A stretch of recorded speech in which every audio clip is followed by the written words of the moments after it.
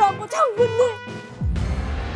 북한의 MZ세대들은 달랐어요. 니들이 우리한테 해준 게 뭐가 있고 우리가 먹고 사는데 방해만 하네? 백두혈통이란 이유로 저렇게 잘 먹고 잘 사는구나. 진짜 반발심이 많이 들 것 같거든요. 계속 이 망권을 꼭 유지하고 싶을까? 2013년부터 22년간 6천여 명의 탈북민들에게 김정은에 대해서 어떻게 생각하냐? 55.5%가 부정적으로 답했습니다. 54.9%가 김주에 대해서 반대였어요. 이렇게 많다고요? 그래서 저희 이만갑에서 특별한 분을 모셨습니다. 김영호 통일부 장관 모셨습니다. 북한 주민들의 의식에 커다란 변화가 있다는 걸 확인할 수 있습니다. 김주애로 권력이 4대 세습이 된다고 한다. 북한은 더 어려운 그런 상황에 직면할 수밖에 없을 것이다. 통일돼서 북한 주민들이 대한민국 땅을 마음껏 밟는 그날까지 함께합니다. 이제 만나러 갑니다.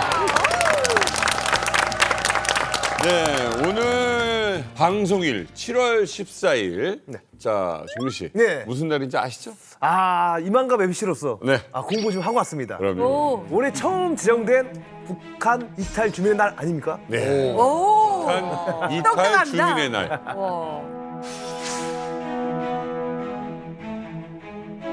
북한 이탈 주민의 날 제정은 단순히 국내에 정착하여 살아가는 탈북민뿐만 아니라 북한 주민에게도 시사하는 바가 매우 크다고 생각합니다. 북한 이탈 주민의 날이 올해 처음 생긴 거잖아요. 네. 이게 국가기념일입니다. 그냥 뭐 기념일이 아니라 국가가 정하는 몇 안 되는 국가기념일로 분류를 했다라는 거고 탈북민들의 한국 정착을 돕고 지원하고 이제 정말 우리 자유대한민국의 하나의 국민의 일환으로서 잘 자리 잡게끔 그렇죠. 국가가 우리 국민들이 지원하겠다라는 의미를 담아서 7월 14일로 제정된 건데 이 날짜 선택에도 상당한 의미가 있습니다. 그래요? 예, 바로 이 날짜가 북한 이탈 주민법이 시행된 날에 맞춰서 7월 14일을 딱 제정하거든요. 아시다시피 북한에서 오신 분들은 이 북한 이탈 주민법 덕분에 그래도 한국에 정착하실 때 많은 정부와 지자체의 도움을 받게 되거든요. 네. 그런데 막상 빈손으로 북한을 탈출해서 우리나라에 딱 오면 막막하거든요. 그럼요. 어디서 살지, 맞아요. 무슨 일을 해야 될지, 어떻게 해야 될지. 한국 사회가 어떻게 다른지, 지하철은 어떻게 타는지 이런 거 못 하는데 이걸 아예 법제화해서 정부와 지자체가 예산을 들여서 이 북한 이탈 주민들을 지원해주자라는 법이 바로 그 북한 이탈 주민 지원법인데 그날에 맞춰서 올해 처음으로 제정되게 되었습니다. 자, 오늘 이만갑에 이분을 오랜만에 모셨습니다. 정말 뭐 딱 본 순간부터 금두꺼비 이상.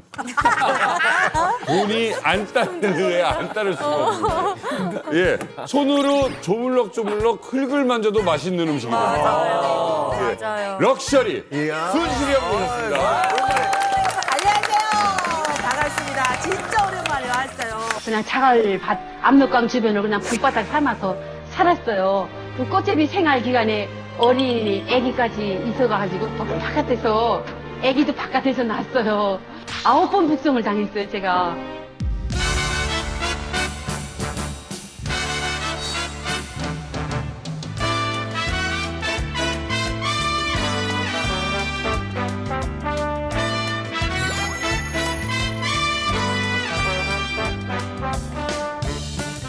떡이니 뭐니 막 많이 하시는데 월 매출 어느 정도 되는지. 그 떡은 3억 8천, 5천 정도 나가고요. 냉면이 지금 7억. 예. 뭐라고요? 지금은 생산이 지금 모자라서 5개 공장에서 지금 OM 생산. 지금 여기 나오실 때가 아닌 것 같은데 지금 바쁘셔가지고 지금. 지금 제가 여기 진짜 오랜만에 왔거든요. 네. 근데 나는 어떻게 보면 친정집이 2개예요. 그쵸. 하나는 북한에 있고, 근데 이 하나는 어디겠어요? 여기 이만갑이에요, 이만갑. 근데 이만갑도 북한에 친정집 우리가 얼마나 가고 싶어요. 근데 거기는 어차피 못 가지만 이 친정집이 원래도 바빠서 못 오는 거예요. 바빠서. 좋다 그래도 바빠서. 야, 진짜 내 몸이 뭐 그러니까. 12개라면 얼마 적겠어요. 유나 씨는 또 우리 순실 누님네 냉면 광고를 찍으셨다고. 네. 뭐예요? 나 봤어. 홈쇼핑에서 누나랑 있어, 수혜? 아, 세번 나온 거. 맞아. 대박이다. 얘들아, 냉면이 왔어! 입이 잔치라고 나야. 새콤달콤하니까 그죠? 정신이 번쩍 듭니다. 아, 또 언니가 이렇게 좋은 기회를 주셔가지고 오, 찍게 됐는데 대박이다. 일하러 가서 본 언니 모습은 여기랑 또 달라요. 아주 그 회장님 포스가 서라 마시라. 현진 마셨어요. 맛있게 마시라. 마음에 안 들어요. 이거 그렇게밖에 안 마실래? 야 배가 터지더니 마시라. 힘들었어요. 근데 요즘에 그게 틀면 나오나 봐요. 그래서 잘 봤어요. 그래서 뭘 보셨습니까? 냉면 드시더라고요. 그 나옵니까? 자, 한 분 더 소개해드리겠습니다. 지난번 첫 출연에서 정말 손에 땀을 쥐는 그 탈북 이야기를 통해서 우리에게 마치 그 드라마의 주인공을 보는 듯한 장면을 보여주셨던 분입니다. 바로 1년 전까지만 해도요. 북한에서 이만갑을 보셨다라는 얘기 하시고 하셨는데 일가족과 함께 목선을 타고 한국에 온 김이혁 씨입니다. 네. 북한에서 두 가족이 목선을 타고 귀순했습니다. 이 북한에서 일가족이 귀순한 건 2017년 이후 6년 만인데요.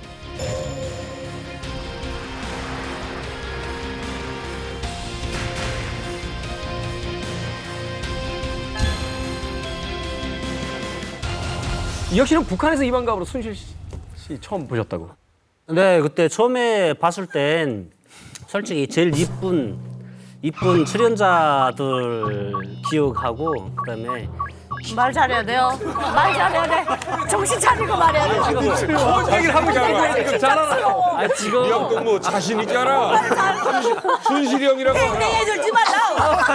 그래서 뭐 순실이 형이라 알아. 살려주시라요. 상주도 다 안겨. 우리 형님이 저 빵집 이모 같은 이런 포즈에다가 말을 막 고칠게 하는 거예요. 그래. 난 그때 당시 북한에 있었는데 우리 장군님을 지금 막 놓고 뭐 이렇게 욕하니까 저분 저 대단하다 이런 기억이 있었거든요. 근데 오늘 처음 기톡 봤는데 진짜 그냥 반가웠어요. 그냥 오늘. 그러니까 순실이 형을 보면 멋있죠. 지금 딱 봐도. 네. 그러니까 솔직히 전 감동이죠. 이런 분들 보면. 그럼. 네, 이게 본인분도 얼마나 노력을 했고 그와 함께 또 지지해주신 분들이 꼭 있을 거거든요. 네, 얼마나 이렇게 인심을 얻고 사셨는가를 볼 수 있거든요. 지금 부산에서 그 항해사 교육을 받고 있지만 철저히 실력이거든요. 실력주의로. 그럼. 근데 좀 고마운 거는 돈은 잘 못해도 그냥 원래 한국 분들만큼만 해줘도 많이 인정해 주시거든요. 고생했다고. 그래서 나는 그게 진짜 고마웠거든요. 대단한 분이에요. 아니 우리 이분을 잠깐 좀 소개시켜드리려면 2002년생에 15살에 월드컵 할 때? 네. 월드컵동이십니다. MZ 세대시고. 네, 안녕하세요. 저는 2016년에 탈북해서 현재 지금 8년 차 한국에 살고 있는 서현경입니다. 설경? 서현경이요. 서현경 씨. 아니 또 현경 씨 같은 경우에는 또 사실 방송 의상이 있는데 방송 의상을 안 입으시고 본인 의상을 이렇게 진짜? 네, 제 옷입니다. 패션 센스가 좀 원래 있으셨어요?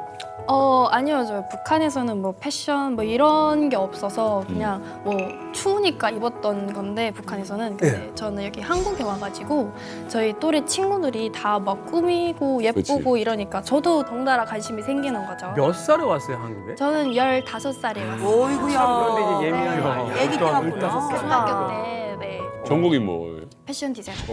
역시. 패션 디자인 합니다. 역시. 패션적으로. 대단. 확실히 빨리 오니까 완벽한 한국화가 다 돼 있어요. 나는 아까 작가님인 줄 알았어요, 너야. 왜 패션 쪽 공부를 선택했어요? 전공? 그러니까 그 진로를 굉장히 늦게 정한 편인데 왜냐면은 그 북한에서부터 뭐 나는 커서 무슨 일을 해야겠다 뭐 이런 생각이 아예 없었거든요. 네, 근데 여기 오니까 한국 친구들은 뭐 어렸을 때부터 뭐 명확한 목표 의식이 있는 거죠. 나는 커서 뭐 의사가 될 거야. 나는 무슨 뭐 광고 홍보학과를 할 거야. 뭐 이러는데 저는 그 당시에 제가 막 관심이 있었던 쪽이 막 꾸미고 막 이런 쪽이라서 그래서 그 관련된 과를 가면은 좀 더 예쁘게 나 자신을 가꿀 수 있지 않을까 뭐 이런 생각이 들었어서 그래서 뭐 패션 디자인 학교를 가게 됐어요.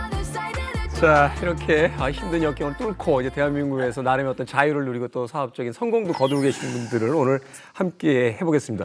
아마도 오늘의 이만갑을 보시면 이 한국행을 꿈꾸고 있는 많은 그 미래의 이제 탈북 인들에게 또 용기와 또 희망을 줄 수 있는 그런 또 회차가 되지 않을까 또 생각해보게 되는군요.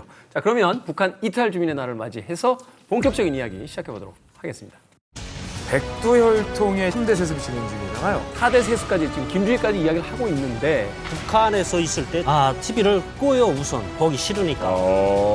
우선 지금 김정은은 생각이 좀 너무 가볍다. 당에 막 충실하는 그런 성격은 아니었어요. 좋게 생각이 안 되는 거죠. 한국에 대한 정보를 몰랐다면은 못했을 것 같은 생각이 있거든요. 김태형 씨 있잖아요, 비. 와, 그분 보자마자 그냥 신세계인 거죠. 지금 MZ세대가 북한 인구의 20에서 25% 정도입니다. 우리가 먹고 사는데 방해만 하네? 반발이 굉장히 심하고 앞으로의 어떤 북한의 변화에 대해서 가장 중요한 어떤 포인트가 되지 않을까.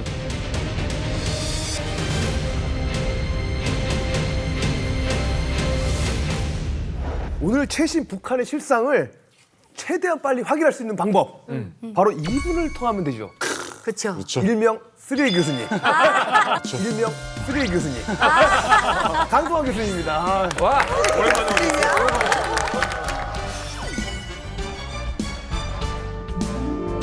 이거 서해안에서 이 피트병을 찾기가 쉽지 않은데 이거 북한 피트병.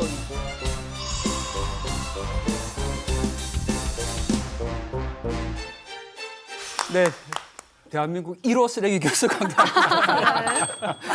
아니 네. 쓰레기 교수라고 하시니까 요즘 더 반갑네요. 김여정이 선물을 보내줘가지고 오물풍선 너무 바쁘게 보내고 있는데 지난번에 이만겁에 출연하고 나서 사람들이 너무 많이 알아보세요. 그렇죠. 저기 쓰레기 교수 간다. 저기 쓰레기 교수 간다. 근데 저희들이 그렇게 이야기할 수밖에 없는 게 최근에도 또 최신 쓰레기를 수거하셨다는 정보가 있어요. 아예 보여주시잖아요. 그냥. 제가 거의 매달마다 가는데 지난 5월에 영종도를 다녀와서 보물을 하나 주었습니다. 보물? 오늘 또 소개하려고 가지고 왔는데 자 바로 이것도 보물이라서 이렇게 또 포장을 해놨는데 이게 보물이에요? 그럼 저에게 보물이죠. 자, 짜잔. 매운 고기만 정미 씨 혹시 이거 어디서 많이 본 것 같지 않습니까? 불닭 저런 게 있나요? 우리한테? 매운 닭갈. 이게 전 세계 먹방이나 챌린지에서 가장 유행하고 있는 우리나라의 불닭볶음면하고 아주 비슷한. 진짜 비슷하다. 네, 와, 완전 비슷해. 북한 겁니다. 어머나. 그러네. 포장지까지 비슷하네. 까만색에다가 빨간색 해가지고. 너무 똑같은데요? 마스코트까지 지금 비슷한 거 아니에요? 똑같은 닭이에요. 블랙 그러니까. 배경에다가 말만 바꾼 거야, 말만. 꼴터치하고. 근데 넌 너무 대놓고 똑같아. 배경도 검정색에. 지난번에 제가 신라면 보여드렸잖아요. 그 신라면과 북한의 즉석국수 거의 비슷하게 카피를 한 거거든요. 누가 봐도 검은색 라인. 네. 여기 완전 카피를 한 거라고 보여요. 이야. 아니 근데 미혁 씨 같은 경우에는 우리나라 연평도 바로 건너편 황해도잖아요. 가까운데 살았고 바다로 왔고 그러면 거기서 한국 라면을 접할 일이 있었을까요? 거기서도 접하기 하죠. 이렇게 교수님처럼 아차하면은 이렇게 한국 이렇게 식품들이 바다로 이렇게 유출돼서 흐를 때가 있거든요. 맞아. 네. 내가 좀 제일 좋았던 게 고추장. 이렇게 박스에 이렇게 그냥 그대로. 플라스틱통에 있는 거? 네. 하면은 저는 직업상 이렇게 오늘은 기분 좋은 날 하면서 이렇게 고기 회 딱 두고서 프로그램 오프닝 같은 오늘은 찍어 먹는 거예요? 먹어봤어요? 네, 진짜 맛있어요. 새콤매콤하고 이렇게 식초를 좀 세게 먹는 편이거든요. 네, 하면은 거기다가 식초를 배에 항상 있으니까 넣어가지고 오늘은 명절 제자고. 아니 연평도 앞에 황해도에서 살았으면 미혁 씨가 사용했던 봉지를 제가 주운 거네요. 맞아요. 네. 그러니까 제가 저희 동네에서도 아무래도 좀 유출될 수밖에 없거든요. 이렇게 장 맞출 때. 근데 아마 교수님이 이런 일을 하고 있는지는 여기 와서 알긴 했지만. 알았으면 좀 싸가지고 왔을 걸. 좀 정성스럽게 보낼 수 있었는데. 알았으면요. 귀하게요. 조심해도 조심스럽게. 아니 그런데 이제 강동원 교수님께서 최근에 쓰레기뿐만 아니라 북한 내부의 모습도 카메라에 담으셨다고요? 우와. 네, 제가 쓰레기뿐만 아니고 바로 올해 1월에 이 접경 지역에 가서 북한의 모습을 담아왔습니다. 어머나. 북한 주민들의 모습을 제가 바로 이걸로 촬영을 했는데 한번 보여주시겠습니까? 네. 한번 보여주시겠습니까? 네.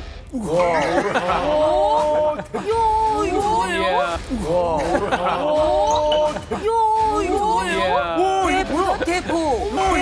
대포. 이거 발 찍고 이러는 거 아니에요? 야, 이거 월드컵 때 저 골대 뒤에서 기자분. 나 저만한 건 처음 보는 것 같은데. 대포야. 야, 이거 도대체 얼마짜리예요? 일명 대포 카메라.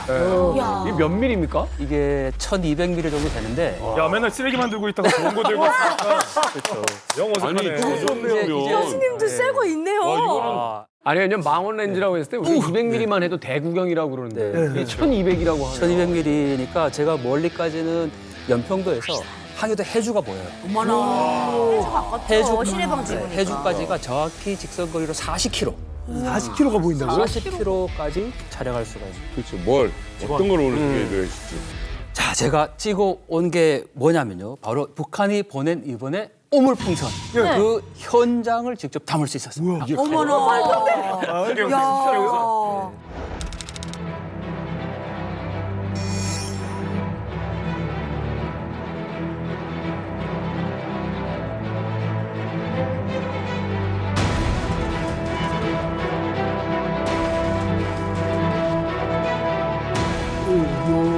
우리나라 친구죠. 야 우리 측에서 찍은 거네요. 대한민국에서. 진짜요?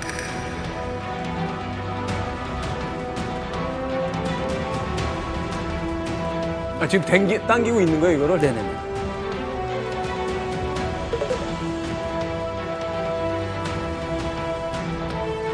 저거 다 이란다. 저 저 닫고 있는 거예요?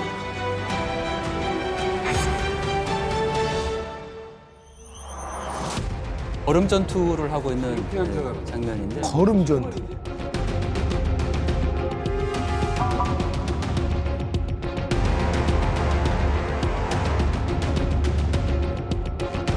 사람들이 불쌍하다, 사람들. 아니 기계를 쓴대잖아. 사람들이 힘이 없어 보이잖아. 네.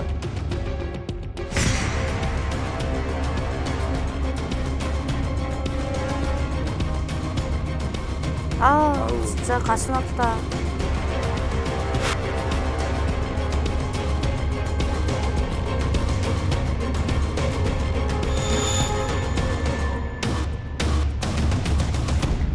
기계화가 전혀 안 돼 있는. 다 김여정 직접 지가 담아. 걸음 안 쓰고 왜 그 밑에 사람들?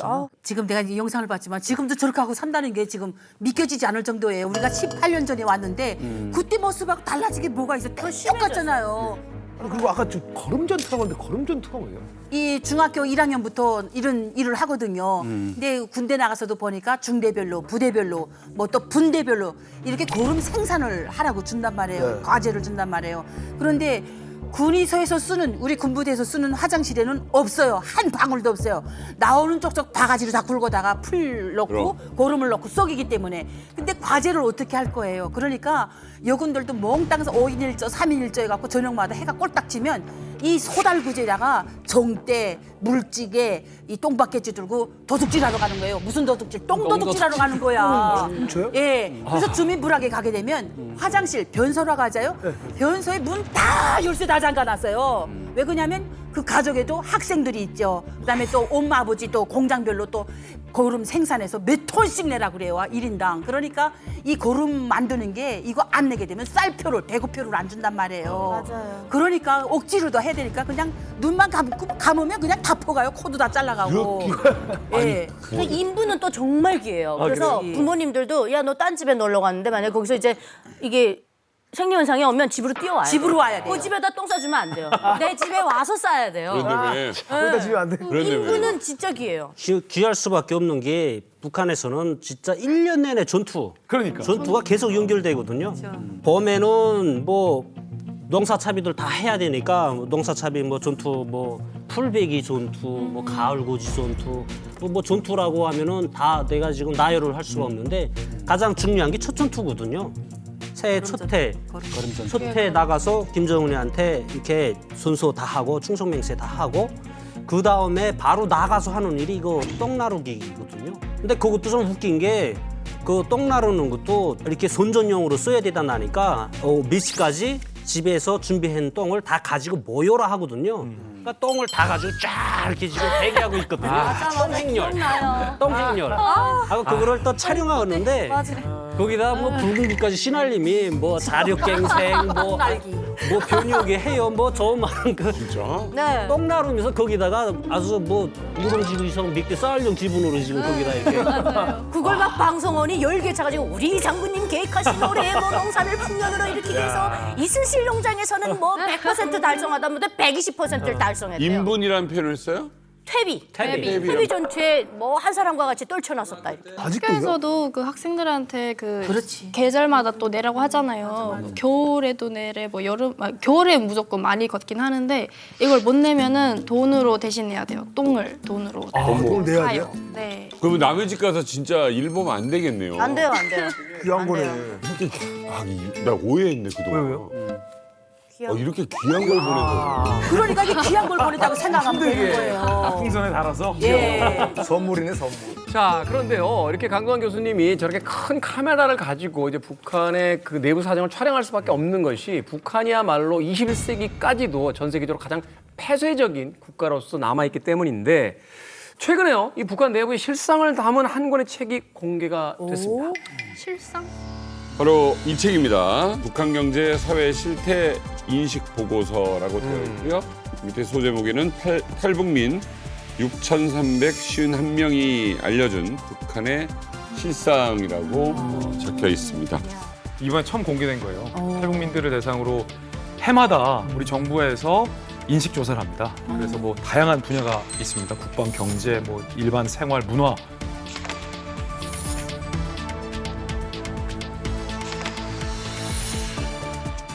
사실은 북한을 연구하는 이 정식 학문의 방법 중에 하나가 북한에서 나오신 탈북민을 통해서 내가 탈출하기 직전까지의 리얼한 북한 상황에 대해서 청취를 하고 그걸 다 모으면 북한 안을 정말 투명하게 들여다볼 수 있는 좋은 방법이기도 하거든요. 정부가 해마다 이걸 해왔습니다. 인식 조사를. 그런데 상급 비밀로 분류를 해와서 일반인들은 전혀 알 수가 없었습니다. 그런데 이번에 정부가 공개를 해서 누구나 다 볼 수 있고요.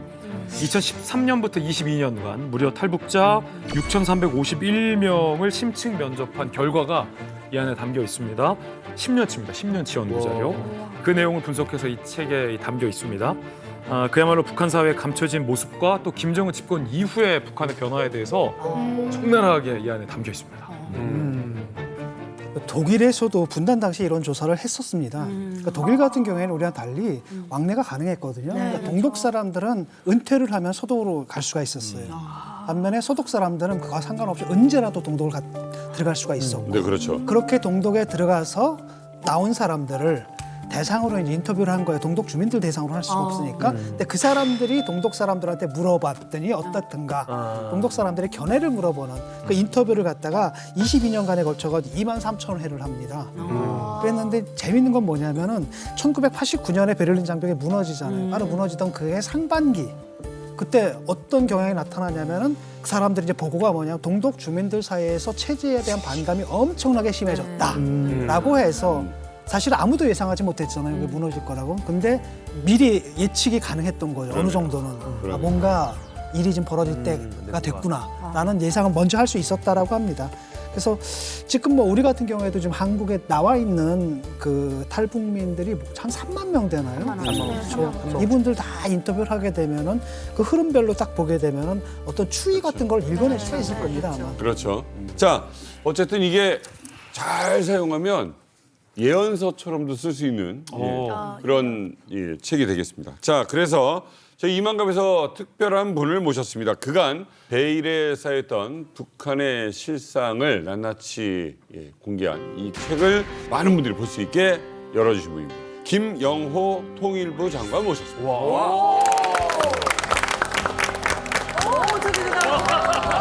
진짜 잠깐 보셨네. 진짜 잠깐 보셨네. 윤희 기자입니다. 오랜만에 뵙습니다.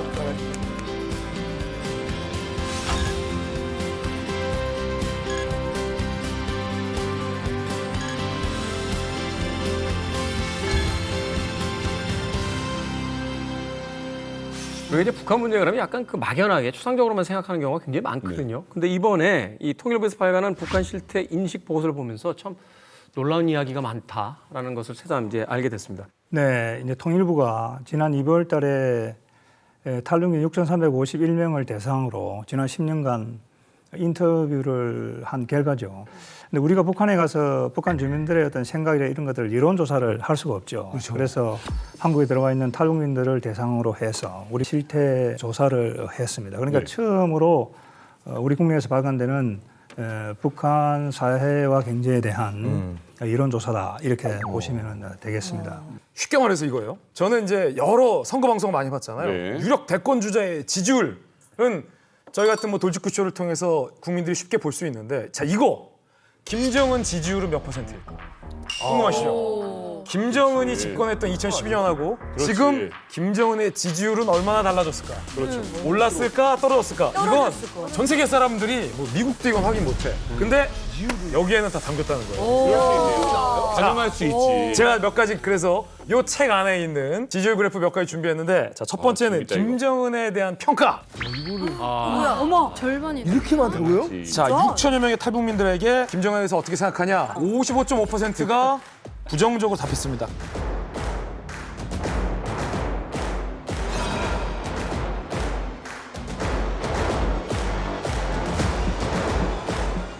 야, 긍정도 있다, 야. 생각보다 많은데? 몰랐네. 그건 이 조사가 그만큼 객관적인 신빙성을 갖고 있다는 거예요. 탈북자들이 이렇게 생각한다는 걸로 그러네. 보면 안 되고, 지금 북한에 살고 있는 평범한 북한 주민들이 실제로 김정은에 대해서 부정적으로 생각하는 비율이 55.5%가 나올 확률이 굉장히 크다는 거죠. 북한에서 종교적인 어떤 개념으로까지 이제 북한의 정권을 이해하는 경우가 많은데 김정은에 대해서 네. 과반수 이상이 부정적인 생각을 갖고 있다. 이걸 어떻게 우리가 또 이해를 해야 될까요? 또 이 보고서를 보게 되면은 탈북민들이 북한에 있을 때 당간부라든지 고위층들에게 뇌물을 준 경우가 굉장히 많다고 그럽니다. 기본입니다. 기본이지. 네, 북한 주민들의 생각이 당이라든지 정권을 위해서 일하는 것보다는 자기 자신이라든지 또 가족을 위해서 일하는 것이 더 낫다. 이런 이제 개인주의적인 의식이 굉장히 널리 퍼지고 있는 것으로 이렇게 확인이 되고 있습니다. 결국 이런 요인들이 합쳐져서 북한 주민들, 북한 정권에 대한 부정적인 인식이 꾸준히 높아지고 있는 것으로 이렇게 확인이 되고 있습니다. 작년에 이제 대한민국에 왔잖아요, 리혁 씨. 네. 어때요?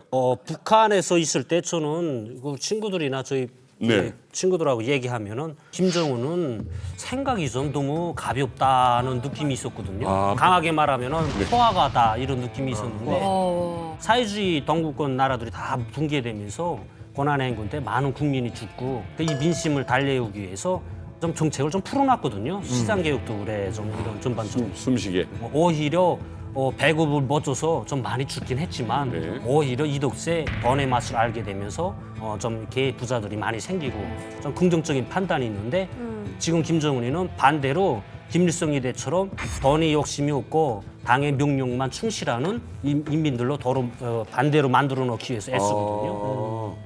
이미 돈 맛을 다 알았는데 이거를 싸구려 지워라 하고서 지금 강경하게 밀고 나가니까 반발할 수밖에 없는 거죠. 16년도에 왔다고 그랬잖아요. 네. 어린 시절이었지만 네. 오히려 그때야말로 진짜 세뇌가 제대로 되어 있을 때 아니에요. 네, 저는 약간 저희 아버지께서 저희 집안이 좀 밀수를 하던 집안이었어요. 이게 방송에서 밀수를 자신 있게 얘기하는. 이만가 봐도 참 여러 직업군을 만나요. 네, 그래서 저는 그렇게 막 섞기, 막 그 당에 막 충실하는 그런 성격은 아니었어요. 김정은이 집권하면서부터 막 약간 젊은 사람이고 또 약간 유학 갔다 왔다는 얘기도 돌았었거든요. 네. 그래서 뭔가 좀 더 개방 정책적으로 펼치지 않을까? 네.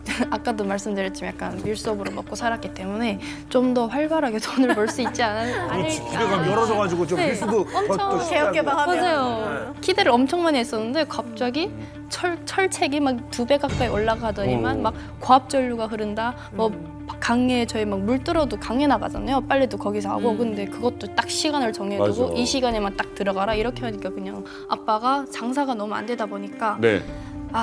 항상 술만 마시면 이놈의 자식 이러면서 계속 욕을 했거든요. 진짜로요? 김정은에 대해서. 그러다 보니까 저도 계속 그 얘기를 또 듣다 보니까 저도 뭐 같이 덩달아서 같이 좋게 생각이 안 되는 거죠. 저도. 그때 아버님은 무역 어떤 업? 무역. 네, 무역. 물품을 네. 다루시는 물품이 뭐 어떤 네, 물품? 그 약간 녹화기라고 아실는지 모르겠는데, 녹화? 네, 그 녹화기. CDR을 네, 그 넣어가지고 TV랑 연결해서 방송 일 드라마나 하셨구나 유튜브. 전자제품. 방송일. 콘텐츠 사업을 하신 거예요. 네, 컨텐츠 사업도 하셨고요. 수많은 수업 뭐 이런 걸 들어서도 기적의 3단론이 처음 들었어요. 지도자가 젊다, 개방될 것이다, 밀수가 잘 될 것이다. 아무튼 기가 막힌. 여기서 퀴즈. 백두혈통의 지금 3대 세습이 진행 중이잖아요. 그런데 서현경 씨처럼 북중 접경 지역에 있는 사람들이 백두혈통 세습에 대해서 가장 부정적으로 생각할까요? 일반 시골에 있는 사람들이 백두혈통 세습에 대해서 부정적으로 생각할까요? 아니면 야 이거 생각도 평양에 있는 사람들이 야, 애매하다. 가장 백두혈통 세습에 대해서 부정적으로 생각할까요? 나는 가늠하자면 그거 아니야? 드라마 많이 본 곳이 불만이 더 많을 것 같은데. 접경 지역? 드라마는 접경 지역이 드라마를 많이. 자, 조사 결과를 말씀드릴게요. 놀랍게도 접경 지역도 백두혈통 세습에 대해서 문제인식이 굉장히 높아요. 44.6%가 부정적으로 봤어요. 근데 의외로 접경 지역보다 평양에 살았던 사람들이 백두혈통 세습에 대해서 가장 높게 부정적으로 봤습니다. 시골에 사시는 분들이 가장 부정적으로 생각한다는 비율이 가장 낮았어요. 아니 이거는 평양이라고 한다면 뭐 예를 들어서 학력도 더 높을 수도 있고. 많이 배우니까. 그러니까 좀 더 많이 알고 좀 그래서 더 더 많이 그래요. 경험한 세대, 또 많이 정보를 가지고 있는 세대가 오히려 부정적인 생각들이 더 높았다. 네, 우선 말씀하신 대로 평양에 거주하고 있는 그런 북한 주민들이 외부 정보에 대해서 가장 민감하고 많이 알고 있다고 그렇게 생각이 됩니다. 그렇지. 그러니까 거기는 아무래도 외교관들도 있고 네. 또 해외 일꾼들도 또 해외에 있다가 많은 정보를 가지고 들어오고 있기 때문에 네. 평양에 살고 있는 주민들이 해외 상황에 대해서 가장 많이 알고 있고 또 체제와 문제점들을 비교하고 있는 것으로 그렇게 우리가 알 수 있겠습니다. 그런 것들이 이제 북한 정권에 대한 체제에 대한 부정적인 인식에 커다란 영향을 미친 것으로 이렇게 보입니다. 그 김정은 초반에 올라왔을 때 사실 제일 반대되는 그 마음을 드러냈던 세대가 사실 김책공대, 김일성 종합대,理科대 이런 대학생들이었어요. 그래서 평양에서 부정적인 퍼센트가 많이 나올 수밖에 없는 게 그때 김책공대 학생들은 막 집단적으로 쟤 군대 갔다 왔냐, 쟤 누구냐 막 이런 반항이 막 나왔어요. 그래서 어쩔 수 없이 급하게 김정은을 퍼부대 내려보냈어요. 3개월밖에 안 했는데 북한은 2년 했다고 후라이를 치죠. 그러니까 너무 급하게 지도자 자리를 올려놓다 보니까 평양에서 그렇게 부정적인 퍼센트가 나올 수밖에 없었습니다. 오히려 지방은 그때 김정은에 대한 기대감이 더 높게 나왔어요. 이런 것들이 아이러니한 거죠. 여기서 근데 그 우리 이만갑의 비공식 북한 전문가인 김종민 씨한테 한번 그러니까 지금 그 북한 주민의 과반수 이상이 이제 김정은에 대한 이제 부정적인 평가를 했다고 했잖아요. 예. 어느 부류 세대가 그러면 가장 부정적인 의견을 냈을까요? 아, 일단 뭐 여러 세대가 있잖아요. 있죠. 어른 세대가 있고 어린 세대가 있고. 나이대를 얘기해봐, 나이대. 주류가 한 30대? 30대. 30대 분들이 조금 무너지지 않았을까요? 중간에. 그러니까 보다 좀 더 아래로 낮추시죠. 오, 20대?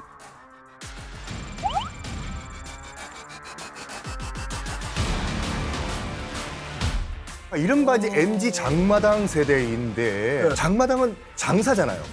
장사를 하는 이유는 뭐예요? 국가를 위해서? 아니, 자기 본인을 위해서. 본인을 위해서요. 내가 돈 벌기 위해 가지고.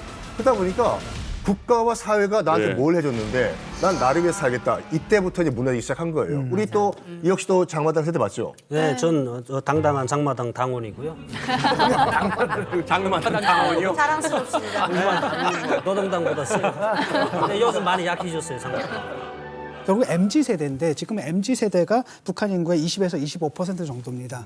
근데 사실 MZ 이전에도 그전 세대가 사실 장마당 세대는 1997년, 90년대 고난의 행군 때부터 이미 시작된 거예요. 네. 아주 본격화된 게 지금 MZ 세대들이고 이 사람들은 국가 시큼 말하는 배급 체제가 무너졌다. 옛날엔 그랬거든. 나라에서 먹여 살려준다는데 먹여 살려주질 않네. 그래서 내가 먹고 살았단 말이죠. 그러니까 충성할 일이 없는 거죠. 맞아요. 배급 체제가 무너진 다음에 태어난 세대들이기 때문에 니들이 우리한테 해준 게 뭐가 있고 우리가 먹고 사는데 방해만 하네. 이런 거예요. 근데 이런 세대가 만약에 지금은 20에서 25%인데 여기서 10년 지나고 20년이 지나봐요. 대부분이라는 거죠. 네. 북한 정권이 지난 70년부터 이 핵과 미사일을 개발하는데 쓴 돈 16억 달러가 됩니다. 이 16억 달러라고 하는 것을 수치로 환산을 하면은 북한 주민들이 4년간 먹고 살 수 있는 식량을 살 수 있는 그런 돈이죠. 세상에. 이 탈북민들이나 특히 MZ 세대가 보기에는 핵과 미사일을 개발하고 식량난이 만성화되고 경제가 계속해서 이렇게 악화되는 것에 대한 그런 부정적인 인식을 갖게 되고 그것이 결국은 정권에 대한 체제에 대한 부정적인 인식으로 연결된다 이렇게 우리가 볼 수가 있겠습니다. 중요한 건 이런 것 같아요. 나이 든 세대들 같은 경우는 점점 상황이 안 좋아지는 것을 삶의 어떤 경험으로서 이제 알고 있기 때문에 이제 김정은 체제가 흔들리고 있고 김정은 체제에서 이제 4대 세습까지 지금 김주희까지 이야기를 하고 있는데 사실 뭐 남한도 마찬가지입니다. 북한의 MZ 세대도 역시 생각하게 될 게 공정과 공평 뭐 이런 것들이 가장 중요한 가치로서 대두가 되고 있는 거잖아요. 뭐 금수저라는 어떤 표현을 통해서 우리가 사실 어떤 특권 계층이라든지 이런 것들 굉장히 좀 경계하고 있고 또 공산주의나 사회주의라고 부르짖는데 지도 체제나 정치는 가장 봉건적인 형태로서 지금 이루어지고 있고 북한 주민들 입장에서 이 김주희에 대한 어떤 4대 세습에 대한 반응 이게 또 앞으로의 어떤 북한의 변화에 대해서 가장 중요한 어떤 포인트가 되지 않을까 하는 또 생각이 듭니다. 가장 중요한 걸 김태훈 씨가 짚어주셨어요. 김주희에 대해서 북한 사람들이 어떻게 생각할까? 이 전체 평균치를 보면 제가 예상했던 것보다 의외로 많은 사람들이 김주희 할 수 있지라고 생각해요. 무려 37.4%가 김주희에게 승계돼도 된다라고 응답을 했고요. 김주희한테까지 승계하는 건 좀 아니지라고 응답한 응답이 44.4%. 북한의 MZ세대들은 달랐어요. 54.9%가 김주희의 세습 반대였어요. 그러니까 북한 전체 평균보다 무려 10%포인트가 훨씬 높은 부정적인 응답이 20대에서 나왔다는 거고 만약에 김정은에게 유고가 생겨서 김주혜에게로 4대 세습을 시도하려 했을 때 북한에 있는 전 지역의 20대들은 과반 이상이 김주혜한테 이건 아니지 라고 부정적으로 인식해서 차제에 북한 내부에서의 어떤 소요사항이나 아니면 민심 위반의 중심이 될 수 있다는 걸 우리가 정확하게 예측해 볼 수 있는 지표죠. 이 탈북민들은 어떻게 생각하냐? 김정은 정권 집권 이전에 탈북하신 분들은 어떻게 대답했냐면 백두혈통 세습의 50%가 금정이다. 라고 놀랍게도. 그리고 김정은 집권 이후에 탈북하신 분들은 반대하는 의견이 무려 52.8%. 이게 정반대로 나왔거든요. 결과를 보기 전과 결과를 보는 후에 어떤 아니 사실 우리처럼 이렇게 투표해서 이렇게 뭐 바꿀 수 있는 것도 아니고 그냥 이대로 어떻게 보면 이제 김주혜가 후계자로 되는 걸 계속 지켜볼 수밖에 없는데 북한 주민들 참 답답할 것 같은데요. 제가 원래 작년도까지 북한에 있었잖아요. 김주혜에 대한 그 신격화가 어떻게 작년까지? 처음에 딱 부상할 때 제가 좀 느꼈던 소감이거든요. 그래서 처음에는 TV를 꺼요 우선 보기 싫으니까. 저 김정은도 앞으로 후대들, 그러니까 자기 자식들 계속 이 왕권을 굳이 그렇게 무리수를 두면서 꼭 유지하고 싶을까 하는 그런 의구심이 있었거든요. 근데 확실하게 의지를 보여줬거든요. 내 딸 등장하면서 나는 왕권 포기 안 한다.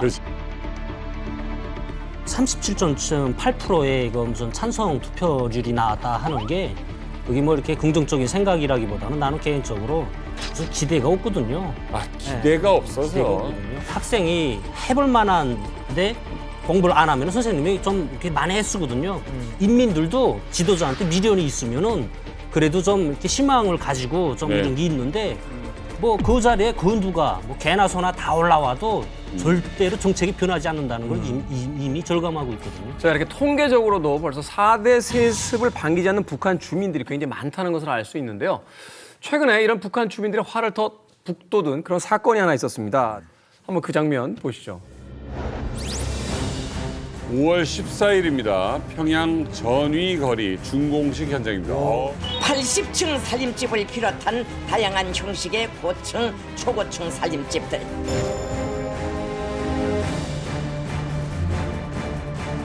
아버지 원수님께서 사랑하는 자제분과 함께 준공식장에 도착하시자 폭풍 같은 만세 함성이 터져 올랐습니다.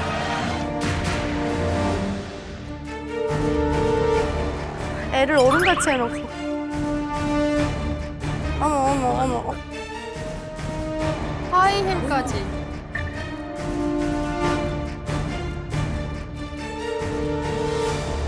입니다. 정말요? 나 깜짝 놀랐어. 똑같아. 똑같아가지고.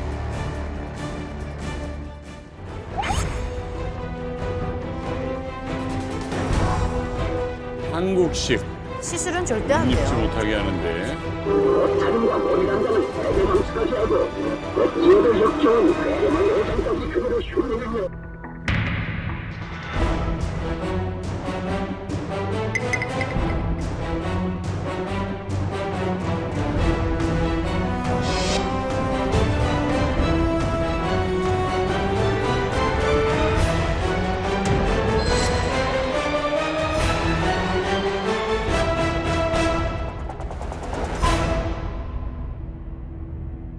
제가 지난해까지 있을 때만 해도 유례 없이 그 선대들보다도 더 계속 정치적인 대규모 행사를 계속 하는 거예요. 그냥 갑작스럽게 저런 행사들이 열리다 나니까 우리들은 정말 고생을 많이 하거든요. 그냥 오지 좀 마라 제발. 필요 없어. 입당 필요 없어. 오지 마라. 이렇게 돌격대들 이렇게 이사같이 전위거리 이런 거 행사할 때에는 그거 절도 북한은 항상 이 절도 조직 규모 이런 거를 세계에 과시해야지 뭐 마치 이렇게 단합된 것처럼 보인다 이런 느낌이 있거든요.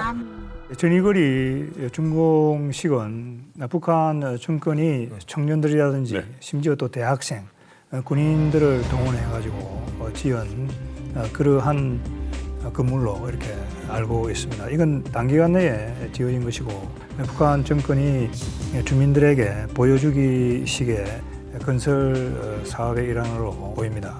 아마 어느 지역에 아파트가 몇 채 지어졌다고 국가적인 차원에서 이렇게 대대적으로 선전을 하는 나라는 이 세상에 드물 것이다 이런 생각을 합니다. 그래서 우리가 이러한 북한 정권의 아파트 건설을 과시하는 이런 선전을 보면서 북한 주민들의 생활의 어떤 어려움 이런 것들을 놓쳐서는 안 되겠다 이런 생각을 하게 됩니다. 청년 세대들이 자발적으로 건설에 지원을 해서 1년 만에 전위거리를 준공했다. 그 자리에 미래 세대를 상징할 수 있는 주회를 대동하면서 시수루에 등장시킨 거죠. 시수루까지. 아니 어떻게 보면 북한의 이제 TV에 나오는 청바지조차도 모자이크 처리할 정도로 이제 통제가 좀 심한데 아니 혼자 저런 옷을 입고 또 주애가 저런 옷을 입고 나오는데 북한 주민들은 어떻게 입고 그러니까 만 11살짜리가 저렇게 어른 흉내를 내는 게 상당히 좀 약간 그 인지부조화라고 해야 되나? 좀 제가 보기엔 좀 불쾌한 골짜기 같은 느낌이었어요, 저게. 북한에서 지금 그 김주의 나이 또래 애들은 때 자들자들해가지고 굶으면서 있을 텐데. 농촌전투 나가고. 옷도 뭐 저런 옷을 언제 구경이나 해보겠어요? 그냥 추우니까 껴입고 그냥 어디서 주워서 입고 그럴 텐데 저희 나랑 나이 같은 쟤는 백두혈통이란 이유로 저렇게 잘 먹고 잘 사는구나 뭐 이런 생각에 진짜 반발심이 많이 들 것 같거든요. 맞아요. 우리 유일하게 지금 시술을 입고 오셨는데. 너무 수루야, 너무 수루야. 진짜. 저희가 북한에 있을 때 시스루 같은 옷이 국경으로 넘어왔어요. 이제 우리 현경 씨 아버님처럼 밀수하시는 분들이 많이 혁명적으로 가져다 주셨는데 문제는 이걸 입고 나갔던 적이 한 번 있었어요. 우리 친구 중에. 그래서 선생님이 와가지고 가위로 다 잘랐거든요. 아니 치마가 좀 긴 치마였는데 어느 정도까지는 까맣고 그 밑에가 시스루였는데 이걸 이제 가위로 막 해가지고 그걸 들고 나와가지고 얘를 단두대 무대에다 세워놓고 혁명적인 비판을 세우는 거예요. 그러면서 이게 어떻게 사회주의 양식에 맞는 옷인가? 동무는 도대체 어디에서 이런 영감을 받아서 이딴 옷을 입고 나왔나? 이건 분명히 봐도 불순록하면서 나왔다. 이렇게 하면서 막 대대적으로 비판했어요. 그러면 저 지도자 딸이 저렇게 입고 나오면 그때 잘렸던 애는 지금 거기 살고 있는데 이거 뭐야? 안에 속이 비친다는 자체는 진짜 사회주의 생활 양식에 맞지 않는다고 뺏기는 거 둘째치고 가위로 자르고 치마도 무릎팍 밑에서 10cm 정도 내려와야 돼요. 머리도 주애가 얼마나 길어요. 북한에는 아이들 규정 머리가 있어요. 음악 하는 애들은 조금 머리를 멜 수 있는데 이렇게 풀러서 무슨 막 이렇게 마귀처럼 그렇게 못한단 말이에요.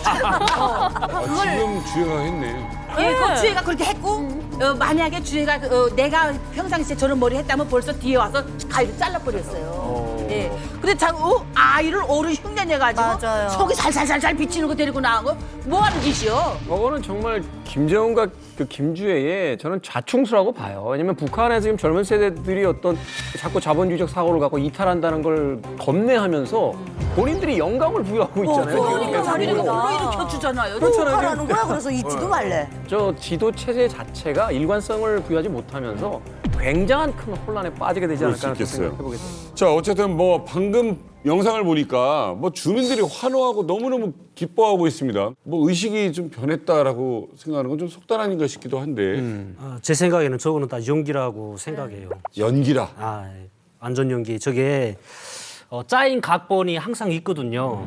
장군님 오실 때쯤에 촬영할 때 이렇게 이왕이면은 좀 눈물 좀 흘려볼 만한 사람들을 앞줄에 이렇게 세워놓고 감정이 풍부한 사람들. 감정 기복 세리더라. 네, 최대한 김정은이한테 감동을 줘야 우리한테 평가가 들어온다. 이런 연기자들을 앞에 느낌이거든요. 연기자네. 그래서 좀 요리성이 있어 보이는 그런 친구들을 앞세워놓고 하는데 이 친구들이 진짜 눈물을 흘리는 거예요. 그래서 내가 그 눈물 흘린 친구한테 드라마를 보는 것 같다. 야, 어떻게 눈물이 다 그렇게 나오더냐? 하면서 내가 칭찬하는 척으로 얘기하면 너무 서러워서 울었다는 거예요. 서러워서. 빨리 오던가, 빨리 뭐 어떻게 하던가. 새벽 3시부터 그 열 맞추고 맞아. 준비하고 화장실 가려고 하니까 어디다가 화장실 가야 되는지 일이 안 돼 있어서. 그래서 그때 장군 어디에 계십니까? 그리운 장군님한테 노래 부르는데 우리가 이렇게 고생하느니 그냥 제발인데 옥수수라도 좀 주고 그냥 평양에서 그냥 앉아서 다 어차피 이렇게 앉아서 그냥 다 이렇게 해먹는 거 오지 마라 이 느낌이거든요 우리는. 저는 부대 현지지도 2번이나 받았잖아요. 김웅정일 때. 잘하지. 어떤 표정이야 사랑받아?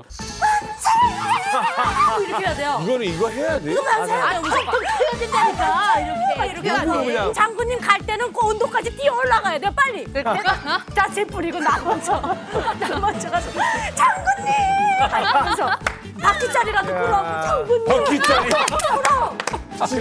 만약에 거기 보이지도 않는 앞에 있어 바퀴짜리. 장군님. 이 험한 곳에 오셨으니까 연극이 이렇게 해야 되는 거예요.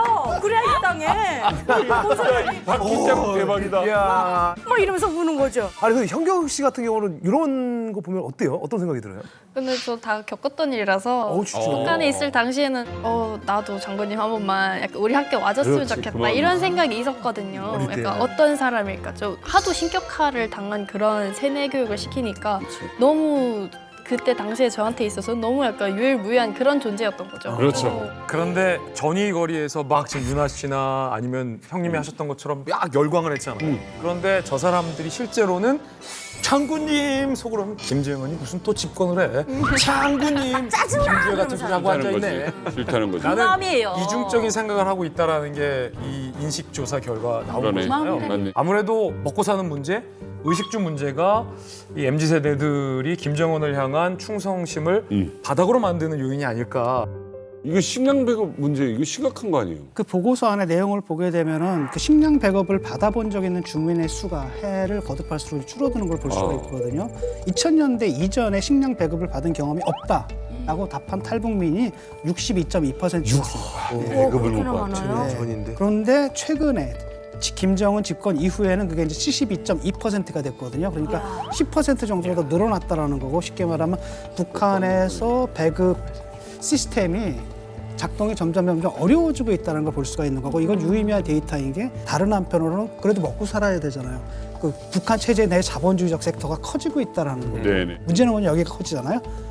이만큼 저 충성심은 줄어든다는 거예요. 아 그렇죠. 이게 지금 배급이 없다라는 거 이거 김정은도 알고 있어야 되는 거잖아요. 그렇습니다.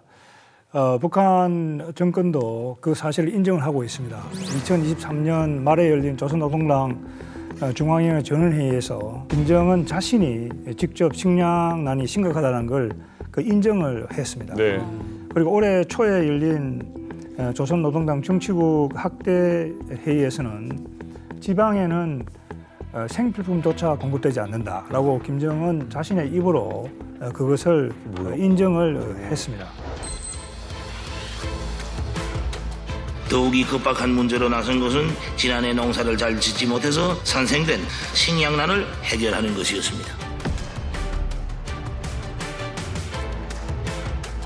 지방인민들에게 기초식품과 식료품, 소비품을 비롯한 초보적인 생활 필수품조차 원만히 제공하지 못하고 있는 것은 오늘날 우리 당과 정부에 있어서 도저히 외면할 수 없는 심각한 정치적 문제로 제기되고 있습니다.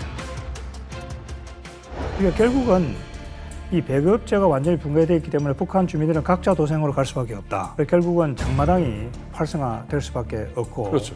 아까 어떤 분이 말씀하셨던 것처럼 북한 주민들 사이에는 조선노동당보다도 더 센 당이 있다. 그 당이 이제 장마당이라는 얘기죠. 그러니까 앞으로 북한 내부의 시장화가 계속되고 확대되면 될수록 이러한 긴장감은 더욱더 높아질 수밖에 없을 것이다 이런 생각을 하게 됩니다. 아니 이혁 씨, 현동 씨, 진짜 배급이 거의 없는 상황인가요? 가장 최근에 또 북한에 계셨으니까. 배급은 오히려 반갑지 않았거든요. 죽었다고 해도. 그러니까 실내로 배급 받는 단위가 특정한 단위들이 있는데 그 중앙 제품을 올려가거나 38호이고 산하 단위들은 배급을 받거든요. 근데 그 배급 받는 친구들 보면은 불쌍하거든요. 배급 값을 하라는 뜻으로 나오는 거예요. 하고 여기가 다 노동자들 이렇게 쭉 있다 하면은 이 중에서 한두 명은 못 하는 거예요. 근데 그분들은 보면은 당신은 언제 출근하고 출근 안 했고 그다음에 언제 사회과제 뭐 파출 얼마, 학교 가지고 얼마, 지원군설 얼마 이거 다 안 했기 때문에 동무는 못 주겠다. 세외 부담이 너무 많아요. 사탕 과자 뭐 그런 거 있잖아요. 네. 그 무슨 누구 생일날 뭐 이런 거 주는 거 그건 계속 나왔어요? 계속 나와요, 그거는. 그건 나와요. 2169 김정일 생일이라든가 김일성 생일 사이로 이때나 뭐 또 요즘 김정은 생일 때도 주는지 잘 모르겠는데 아마 주긴 할 건데 양이 많이 줄었어요. 네, 우리 아이들도 실제 선물 타는 날만 기다리긴 하긴 했거든요. 애기들은. 배급은 끊겨도 그거는 줘야 네, 되는 애들이 좋아하니까. 근데 아이러니한 거는 네. 그 선물 주기 전에 그 각 인민반 지역별로 들어가는 비용을 뭐 깨로 300g, 다갈로 매달 이렇게 그걸 걷거든요. 다니면서. 먼저 성금 떼어가고 그다음에 이제 후불로 주는 거군요. 네. 이혁 씨 말이 증명이 되는 게 김정일 생일이 2월 16일이었잖아요. 제가 3월에 연평도에 가서 주웠을 때 깨사탕 봉지를 주웠어요. 근데 그 깨사탕은 배급이 된 사탕이라고 봐야 되는 게 그 전에 저희가 쓰레기 네. 봤을 때 대부분 다 정보가 있잖아요. 그렇죠. 생산지도 있고 뭐 공장명도 있고 또 뭐 원료도 들어가고. 그렇죠. 근데 그 봉지는 아무것도 없어요. 맞아요. 그냥 깨사탕, 비매품. 네, 그게 3월 달에 집중적으로 제가 많이 주었거든요. 2월 16일 나온 걸로 봐야 되는 거죠. 그렇죠. 얘기를 들으니까 이제 북한의 경제 상황이 얼마나 어려운지 네. 이제 숫자라든지 또 탈북민들의 어떤 경험적인 부분들을 통해서 좀 알 수가 있는데 그래도 아직 상상이 잘 안 간다는 분들이 분명히 계실 것 같아요. 그래서 최근에 촬영된 북한의 내부 실상 영상을 좀 만나보고 보겠습니다.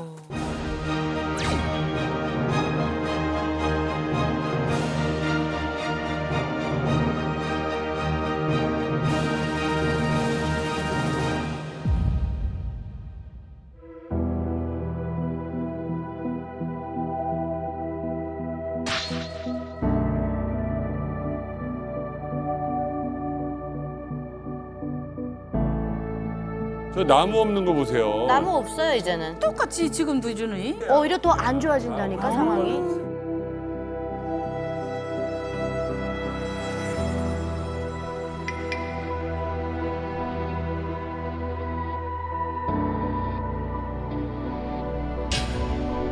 지금 내가 올 때 이렇게 살았거든. 18년 전에. 이것도 좀 난 거예요. 이것도. 우리나라 한 60년대 뭐. 저 보세요. 주택가도 도로 정비가 안 돼 있으니까 엉망골목이라고.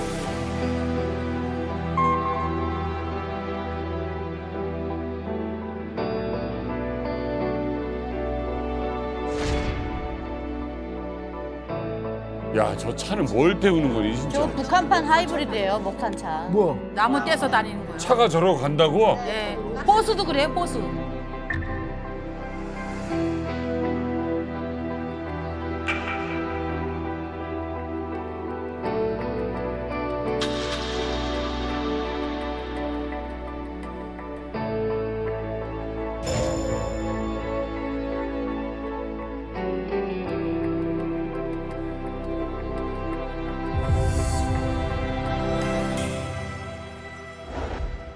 근데 저 지방의 대부분 모습이 저래요. 그래도 오히려 지금 막 보니까 더 심해져요. 오히려 후진합니다. 그땐 그래도 산이라도 이게 나무라도 있었는데 이제 나무가 한 대도 없어요. 그래서 지금 뭐 김정은이 뭐 이번에 보니까 뭐 지방 살리기 뭐 20승 10승 정책 하면서 막 내놓더라고요. 그 정도로 지금 지방이 열악한 거 김정은이가 알아요. 그래서 뭘 해보겠다고는 하는데 나라가 고진데 뭘 어떻게 해보겠습니까? 예, 지금 딸뿐이에요. 그리고 뭐 심각해. 선물집 해가지고 준다고 이런 거 나오죠. 어머. 그 선물집 해봤자 아유 골치만 아파요. 관리해야 되지. 야야야, 나는 야 하나원이 나올 때야 10층 준 거야 막 울고불고해서 하나원하고 연결해갖고 고충 받았어요. 아내가. 아파트 사는 건 불안 나올까 봐. 좀 줬는데 좀 준다는 건 너무 좋아. 나한테 얘기를 해요. 10층에 올라가면 정보 뷰도 조용하고 좋고, 이런 건 얘기를 해주는 거예요. 싫습니다. 나는 2층 주시오. 그래갖고 여기 가는 사무소 해가지고 2층 받았잖아요. 목이 저 깨물렸겠네요. 목이 지금 떠들어서 못 살겠더라니까. 차가 너무 많아가지고 차 소리에 신경질 나더라니까. 아니 장관님 좀 배려를 해주셨어요. 그때는 장관님이 아니에요. 그러니까 아마 북한에서는 전기가 제대로 공급이 안 되니까 맞아요. 엘리베이터가 물안 이제 나올 작동 안 하니까 또 물도 오죠. 잘 안 나오니까 모터가 안 나오니까. 아마 타올민들이 이제 한국에 와서 아파트를 배급을 받을 때 층을 받는데 한국은 10층이든 뭐 11층이든 물이 잘 나오고 일부러 엘리베이터 잘 되니까 진짜 이게 지금 기가 막힌 일입니다. 성킴 교수님. 네. 자 배급도 제대로 없어요. 시장 경제는 또 제대로 돌아가지도 않아요. 이거 뭐 먹고 살아야 되는 거예요? 뭐 이념, 무슨 사상, 사회주의, 뭐 공산주의를 떠나가지고 제일 중요한 게 뭔지 아십니까? 배고픈 거예요. 맞아요. 그러니까 솔직히 말해서 소련이 핵무기가 없어서 붕괴가 된 게 아니라 빵이 없어서 붕괴된 거고 일단은 뭐 내가 먹고 살아야 되기 때문에 일단은 장마당을 펼쳐요. 그리고 이제 내가 뭔가 물건을 팔기 시작해요. 원시적인 이제 그 시장 경제가 이제 자리를 잡겠죠. 그러면 당연히 이제 북한 주민들 구성원들 가운데서 사경제에 종사하시는 분들과 일반 국영 경제에 종사하시는 분들의 퍼센테이지를 보면 되거든요. 국영 경제에 활동했던 비율이 23.5%, 그리고 그런 반면에 사경제에 활동하신 분들의 비율이 37% 역전이 됐습니다. 맞네. 그러니까 이걸 봤을 때 소련이 마지막에 그 이제 고르바초프가 이른바 페레스트로이카 개혁 개방 정책을 한다고 하면서 시장 경제를 어설프게 도입을 했다가 죽도 아니다 밥도 아니다 하다가 소련이 붕괴됐거든요. 이걸 봤을 때 슬슬 이제 북한 경제도 국가가 컨트롤이 안 되는 상황이 와가지고 붕괴가 되지 않을까라는 추측도 가능한 거죠, 솔직히요. 북한 같은 경우에는 이제 주민들한테 배급을 해야 돌아가는 시스템인데 그 배급을 못 주니까 그러다 보니까 사람들이 먹고 살아야 되거든요. 알아서 자력갱생하지 먹고 그렇죠. 살아. 그 가운데서 시장이 좀 펼쳐지는데 그 시장에서 벌이가 여기보다 낮거든. 그럼 젊은이가 어딜 가고 싶겠어요? 노동당에 입당하겠어요? 아니면 장마당에 입당하겠어요? 장마당으로 가죠. 장마당이. 그러니까 애들의 그 선호 자체가 달라 버리는 겁니다. 그러네요. 그 다음에 뭐 그쪽에서 봉급 받아야 얼마 됩니까? 3,000원이요. 사탕다는 못 사. 그쵸. 그밖에 안 되는데 여기는 정말 팍팍 돌아가거든요. 라고 한다면 선호가 확 달라지는 거고 결국은 북한 내에서의 두 섹터 사이에서 사실은 이쪽 배급 경제 시스템이 망가지고 이 시장 경제 시스템이 오히려 더 승하고 있는 상태다. 진 교수님이 딱 지적하신 지점이 인식보고서에서도 검증이 되는데 김정은 전후로 배급제에 대한 사람들의 기대감 심리가 리버스됩니다. 완전히 바뀌어요. 김정은 집권 전까지는 사람들이 평균 배급제를 더 선호했어요. 네. 인식조사 결과. 그런데 김정은 집권 이후에 배급제에 대해서 선호도가 시장에 밀렸어요.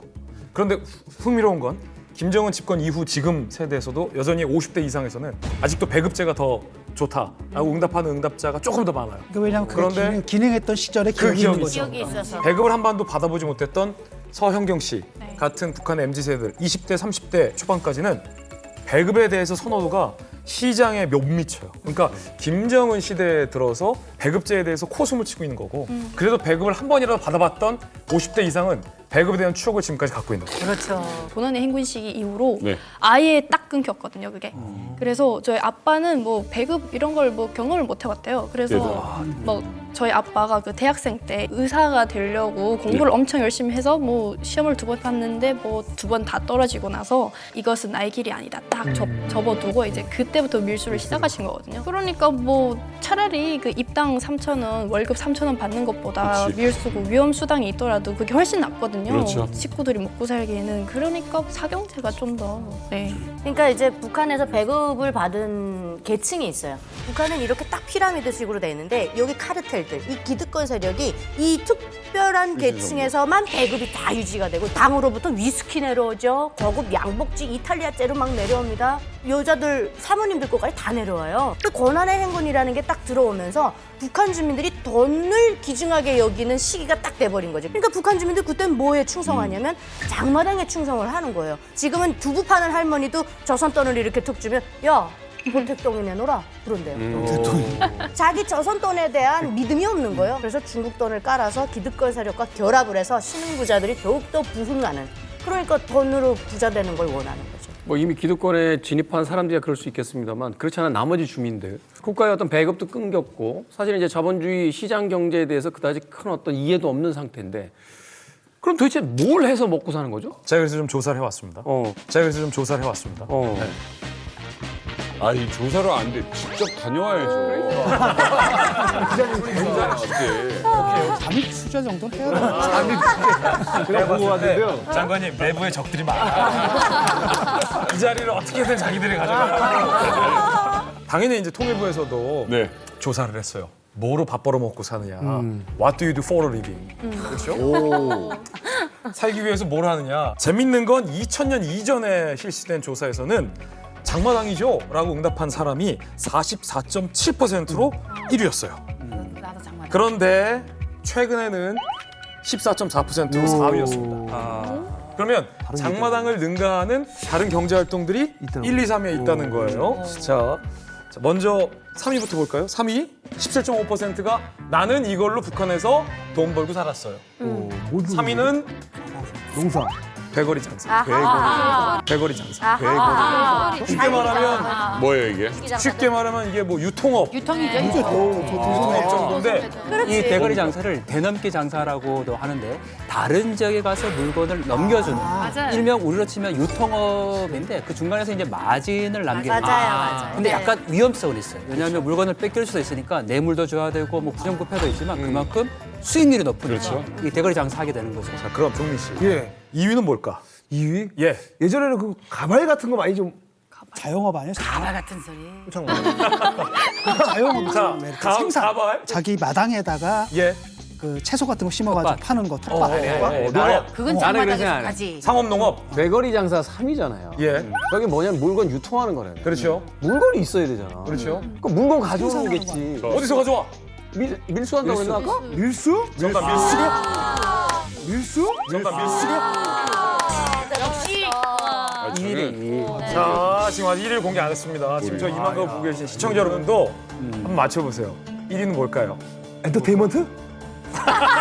나야 하면 제가 하고 이제 뭐 아니면 곤충 같은 거 파나 그 뭐 옛날 달팽이 뭐 만들어 뭐 키워가지고 팔고 있잖아요. 자, 정답 공개하겠습니다.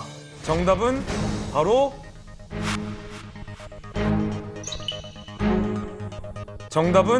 바로 뭐예요?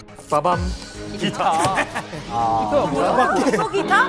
그밖에. 기타 등등. 이 설명은 그밖에. 통일부 장관님께서 설명해 주셨습니다. 통일부 장관님. 자, 여기서 얘기하는 기타는 우리가 연주하는 기타는 아니고 조금 전에 말씀한 대거리라든지 밀수라든지 이런 것을 제외한 북한 주민들의 어떤 수익은 예를 들면은 텃밭 이런 게 이제 되겠습니다. 그러니까 집단 농장에 가서 북한 주민들이 일을 하게 되면은 거기서 생기는 곡물을 농장원에게 배분하지 않고 정권이 그렇죠. 많이 가져가고 또 군대로 많이 가고 김정은 집권 이후에 주민들에게 농장원에 배분되는 것은 불과 한 12% 정도밖에 되질 않습니다. 그러니까 북한 주민들이 텃밭을 가꾸게 되죠. 몇 년 전에 누군가가 개성을 방문을 했다고 합니다. 개성을 방문을 하니까 집단 농장에 있는 옥수수는 키가 1m라고 한다면은 집 안에서 자라는 옥수수는 그보다 3배, 4배가 돼가지고 담 밖으로 보인다고 하는 얘기죠. 그러니까 집단 농장에서는 생산성이 자기 게 아니니까 떨어질 수밖에 없고 텃밭이라든지 집에서 기르는 그 옥수수는 굉장히 크게 자란다고 하는 거죠. 걸음도 곧바로 줄 수 있고. 예, 북한 주민들이 결국은 텃밭이나 이런 걸 통해서 먹고 살고 또 남는 것은 장마당에 판다. 그래서 지금 김진 기자님께서 보여주는 이 텃밭이라든지 밀수라든지 대거리 장사 이 모든 것들이 북한에 지금 형성되고 있는 장마당과 연관되어 있다는 얘기죠. 그렇기 때문에 이 모든 새로운 현상들은 북한 내부에서 장마당이 활성화되고 있고 또 시장화가 굉장히 발전하고 있다고 하는 것을 단적으로 보여주는 그런 조사 결과다 이렇게 보시면 되겠습니다. 또 하나의 함의는 예전에는 장마당이 압도적으로 1위였는데 지금 기타라는 항목이 1위라는 것은 자기들이 다양한 돈벌이 생활 수단을 개척하고 만들어서 직업도 다양해지고 돈벌이 수단이 다양해졌다는 거거든요. 이게 개방만 안 된 거지. 사실은 이 안에서 가생적인 자본주의와 자영업이. 시장과 자영업이 형성돼 있다는 의미로도 해석할 수 있으니까 매우 흥미롭죠. 아니 근데 황해도 살았었잖아요. 네. 그때 코로나 때 바다도 나가지 말라고 막 그랬다면서요? 네. 뭘로 먹고 살았어요? 코로나 방역이다 하면서 바닷길을 막았거든요. 그리고 국경도 이중으로 막고. 네. 그 기존 어르신들 같으면은 아마 은혜로운 어머니 당을 믿고서 마지막까지 충성하다 굶어 죽었을 거예요. 근데 우리는 뭐 방법을 찾자. 저희가 뭘 팔았을 것 같아요. 한번 좀 맞춰보세요. 흔히 농촌에서 할 수 있다 하면은 한국하고 똑같아요. 지렁이, 우럭. 우럭? 낚시. 그러니까. 지금 나오시는 거 다 하고 있어요. 지금 나오시는 거 다 하고 있어요. 그러니까 저는 미꾸리 했거든요. 미꾸라지. 네. 미꾸리. 네, 저는 미꾸리를 했는데, 그러니까 미꾸라지는 제가 개인적으로 선택한 거는 생활력이 강하거든요. 뭐 조건이 많지 않고. 네. 그래서 미꾸리를 했는데 엄청 비싼 거예요. 미꾸리가 중국으로 이렇게 수출을 나가다 나니까. 네. 그럼 뭐 집마다 다 다르거든요. 저희 옆집에는 비단개구리를 했다. 그 또 옆집에는 파리를 뭐 날아가는 파리요? 네. 먹으려고? 그 짐승 사료가 모자라다 나니까 그 단백질 그 원천으로. 너기. 네, 맞아요. 대박이다. 아니 우리나라도 해요. 그래서 그걸로 기본 보는 분들이 많았어요. 농촌. 네, 최근에는 이 대규모 뭐 공연장이나 뭐 행사장 이런 데 돌아다니면서 그 버려진 여과담배 담배 꽁초를 줍는 사람들이 많다고 합니다. 그걸 뭐에다 쓰려고? 근데 이걸 뭐 환경을 가꾸기 위해서 쓰레기를 줍는 게 아니고 이걸 가지고 가서 그 새로운 여과담배로 얘가 재탄생하는 겁니다. 그러니까 이제 요게- 꽁초를 까서 그걸 꽁초를- 모아서 또 새 담배를 새로 만. 근데 이거를 지금도 한다고 해서 제가 놀라웠는데 이거 원조 사장님이 제 친구거든요. 제가 대학을 다닐 때 이 친구는 이 담배 공장 사장을 했습니다. 그럼 담배 공장이 어디 있냐? 자기 집이 공장이에요. 여기 이렇게 된 꽁초를 줍지 않습니까? 그럼 이걸 이렇게 따요. 옛날에 목화섬 보면 이렇게 브러쉬 같은 거를 막 섬을 부풀리는 게 있습니다. 그럼 그거를 이렇게 섬을 깐다 그러거든요. 그래서 이걸 딱 까요. 이게 쫙 부풀어 난 다음에 얘를 세탁을 해서 여기다 향도 입힙니다. 고양이 담배, 말보로 담배 그 향이 다르거든요. 그러면 담배를 이렇게 많은데 담배기가 요만해요. 그 집에 가보면 6-7명이 쫙 앉아가지고 이걸 이렇게 딱 마는 거예요. 근데 그때 당시 이 친구, 제 친구가 그 동네 잘생기고 키 큰 남자들은 다 휩쓸고 다녔어요. 그리고 아무리 음악과를 다녀도 걔가 돈을 너무 잘 버니까 남자들도 돈 잘 버는 여자 사장님을 그러네. 쫓아다니더라고요. 북한 경제에 대해서 이야기하는 줄 알았는데 그냥 한이 맺힌 이야기야. 그러니까 자영업이 여러 방면으로 굉장히 발전됐다는 거죠. 아니 잠깐만요. 근데 이게 지금 주민들은 이걸로 먹고 살아야 되는 건데 이거 김정은 입장에서는 이거 폭탄 같은 거 아니에요? 그러니까 우리가 사경제라고 할 때는 개인 사자를 쓰는 것이죠. 특히 MZ 세대죠. 20대, 30대는 배급도 받지를 못하고 또 정권에 의지해서 살아오지 않았기 때문에 대단히 독립적인 성향이 강하다 이렇게 봐야 될 겁니다. 그리고 또 이런 세대는 한국 드라마라든지 또 외부 정보에 많이 노출이 되었기 때문에 예를 들어 한국 드라마를 보게 되면은 한국 사회가 굉장히 자유롭구나 또 풍요롭구나 이런 것들을 알게 되기 때문에 북한 정권에 대한 불신감이 더 커질 것이다. 그렇죠. 이렇게 우리가 볼 수가 있겠습니다. 근데요, 지금 이제 북한의 어떤 그 독재에서 가장 강력하게 억압하는 게 바로 문화입니다.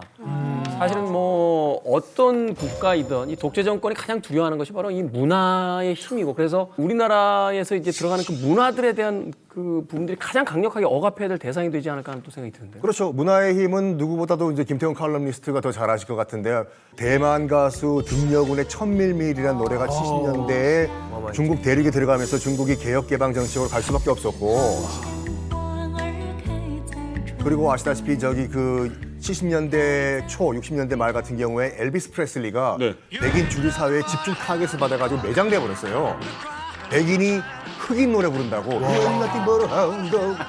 그래 매장돼 버렸어요. 왜요? 잘 불렀어. 근데 최근에 잘했어. 감사합니다. 최근에 북한 당국이 우리나라 딱 특정 가수를 콕 찍어가지고 저 가수의 노래 금지. 코요태? 코요태? 이만큼 지나간다고? 코요태 1순위지. 이 노래를 부르는 가수예요. 연애는 필수, 결혼은 선택 아무렇다. 땡. 왜? 결혼은 선택 아무렇다. 땡. 왜? 땡. 나름 전국 노래자랑 예선 출신이에요, 저. 다른 노래. 야, 이 형 노래를 되게 못하네. 진짜 완전 딴 노래. 장관님 모셔놓고 내가 창피해 죽게 됐어. 전국 노래자랑 출신, 예선 출신이니까. 하여간 북한 당국이 김연자 씨의 노래를 금지하라고 김연자 씨를 꼭 찍어가지고 금지해. 왜 또?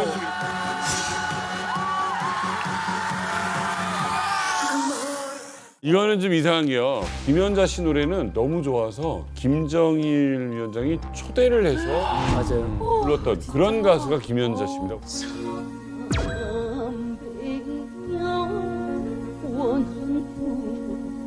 김연자 씨 같은 경우에는 우리나라 최초 단독 북한 공연, 단독 차례, 또 김정일 위원장이 김연자 씨를 위해서 특별히 열차까지 보내주고. 그런데도 불구하고 이 김연자 씨의 아모르 파티 딱 금지시킨 이유가 뭐냐면 결정적인 이유는 뭡니까? 그러니까 일단 김연자 씨의 노래가 너무 광범위하게 이제 불려진다는 얘기도 있고 약간 그 김정은 총비서가 약간 아버지와의 선대와 연끊기로 아버지가 좋아하는 가수를 내가 인정할 수가 없다. 여러 가지 분석이 나오고 있어요. 그 가사도 영향을 미치죠. 가사가 제일 중요할 것 같아요. 북한의 노래는 내가 없습니다. 내가. 나 자신이 없어요. 근데 여기서 그러잖아요. 네 마음이 가는 대로 하라고. 맞네. 네가 하고 싶은 대로 해. 그러면 이게 젊은 세대들은 그래.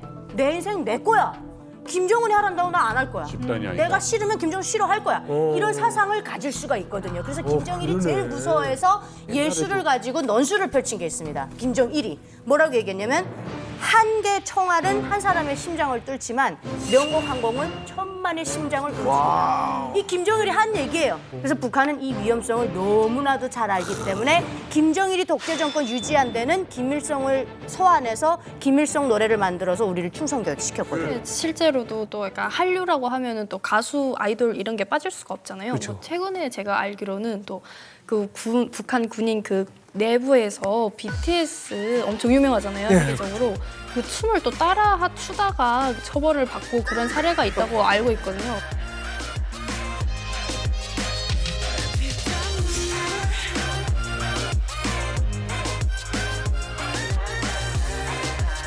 그래서 그만큼 엄청 널리 퍼져 있다는 거죠. 그렇죠. 그런데 문화라는 게 그렇게 해서 막아지는 게 아니잖아요. 그렇죠. 장관님, 이 문화를 이렇게 막는다고 해서 이미 문화에 대한 어떤 맛을 봐버린 젊은 세대가 이걸 과연 국가 정책을 따르겠냐? 이건 좀 다른 문제 아닙니까? 그렇습니다. 이제 지금까지 북한 문제를 바라볼 때 군사적인 측면에 많은 관심을 기울여 왔습니다. 물론 중요하죠. 그렇지만은 문화적인 접근 방식도 대단히 중요하다고 하는 거죠.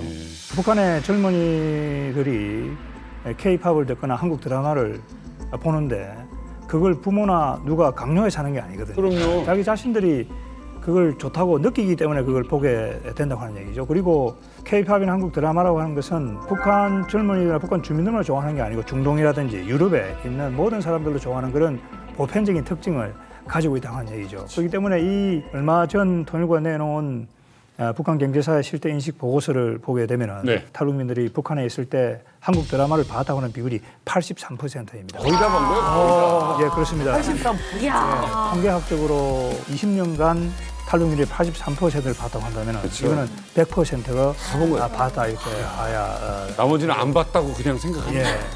그러니까 한국으로 탈북한 청년과 토크 콘서트를 한 적이 있습니다. 그랬더니 그 청년이 이제 북한에 있을 때 한 드라마를 1편부터 5편까지 봤다고 하는 얘기죠.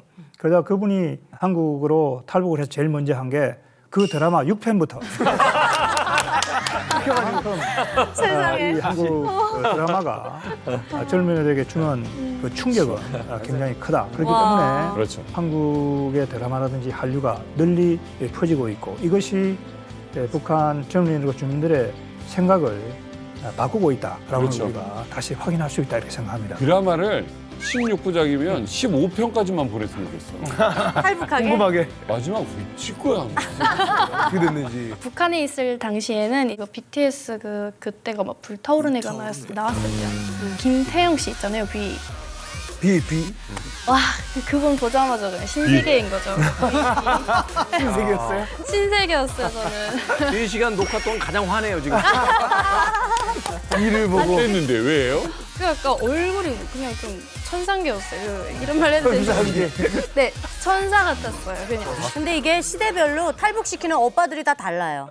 예를 들면 저 때는 성승훈 오빠가 많이 탈북시켰어요. 네.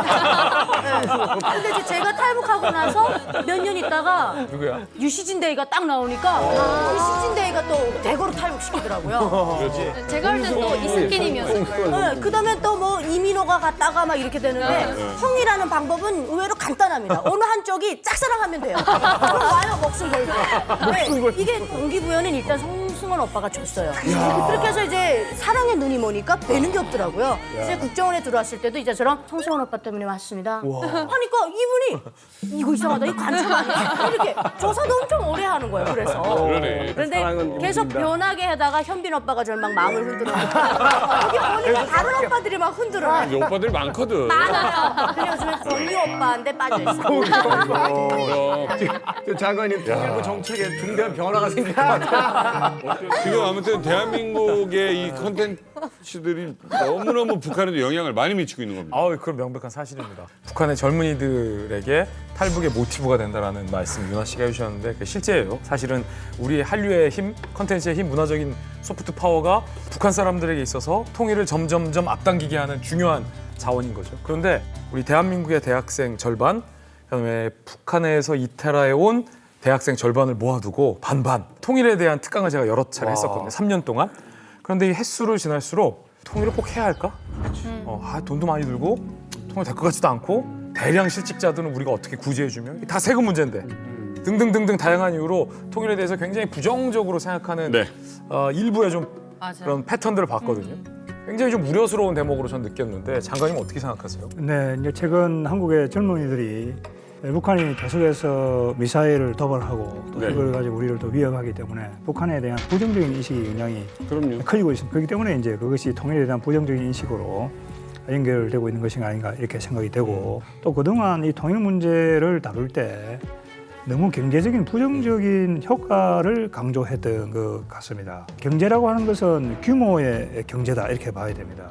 남북이 통일이 되면은 영토도 독일과 프랑스 정도의 크기가 됩니다. 인구도 7,500만, 8천만이 된다고 한다면 규모의 경제가 가능해진다고 하는 얘기죠. 그렇게 되면은 통일 한국이 아시아 지역의 경제적인 허브가 될 가능성도 굉장히 높다. 이렇게 우리가 볼 수가 있겠습니다. 그리고 가치지향적인 그런 차원에서도 봐야 된다 이런 생각을 합니다. 북한 주민들은 자유와 인권이 억압을 받고 있기 때문에 우리가 통일을 통해서 자유를 주고 또 그들이 인간답게 또 풍요롭게 살 수 있는 그런 기회를 주는 것이 중요하다. 이런 가치지향적인 목적을 분명히 했을 때 우리 젊은이들도 통일에 대한 인식을 새롭게 하지 않을까 그런 생각을 합니다. 지금 세대가 이제 통일을 두려워하는 이유를 생각을 해보면요. 과거에 브루스리라는 남자가 미국에서 쿵우를 가르쳤다는 거예요. 이소룡. 네, 이소룡이라 불리죠. 근데 이제 중국 원로들이 와서 가뜩이나 덩치도 큰 서양 애들한테 우리 쿵우를 가르치면 어떡하겠다는 거냐. 이소룡이 그때 했던 이야기가 우리를 차별하고 편견을 갖는 건 우리를 모르기 때문이다. 그래서 우리를 두려워하는 것이다. 그러니까 우리가 가진 걸 보여주면 우리에 대한 어떤 두려움이 사라질 것이다 라는 이야기를 했다는 건데 지금 세대가 통일을 두려워하는 것은 사실은 모르기 때문이다라는 생각을 더 많이 하게 돼요. 모르기 때문에 우리가 어둠 속을 두려워하는 건 그 안에 뭐가 있는지 모르기 때문이지 막상 들어가서 그 안에 것들을 다 보게 되면 그 두려움이 사라지는 거잖아요. 그런 노력을 하시기 위해서 이제 그런 책을 또 발간하시고 또 국가지정의를 또 만드신 거겠죠? 네. 2024년 7월 14일은 오늘 바로 북한 이탈 주민의 날이 되겠습니다. 오늘 제가 여기 배지를 달고 나왔습니다. 무슨 배지예요? 물망초 3개를 형상화한 겁니다. 종민 씨, 이 물망초의 꽃말이 뭔지 혹시 아십니까? 물망초. 예. 뭔가 좀 간절함이 좀 들어가 있을 것 같은데. 그렇습니다. 예. 잊지 마세요. 하는 거죠, 그죠? 예, 역시 물망초의 꽃말이 통일부에서 납북자, 억류자, 국군 포로 문제를 다루기 위해서 이 물망초 3개를 형상화한 배지를 지금 달고 있습니다. 그래서 오늘 이 통일부가 한 의류 업체와 공동으로 제작한 이 물망초가 새겨진 티셔츠를 오늘 출연진 모든 분들을 위해서 제가 선물로 가지고 온 것입니다. 이거 하나만 먼저 대표적으로. 아니, 근데 디자인이 되게 이쁘게 나왔어요. 물망초 배지 티셔츠. 도라지 꽃 같다. 도라지 꽃. 이쁘다. 도라지 꽃 같아. 진짜 예쁜데요? 오, 진짜 이쁘다.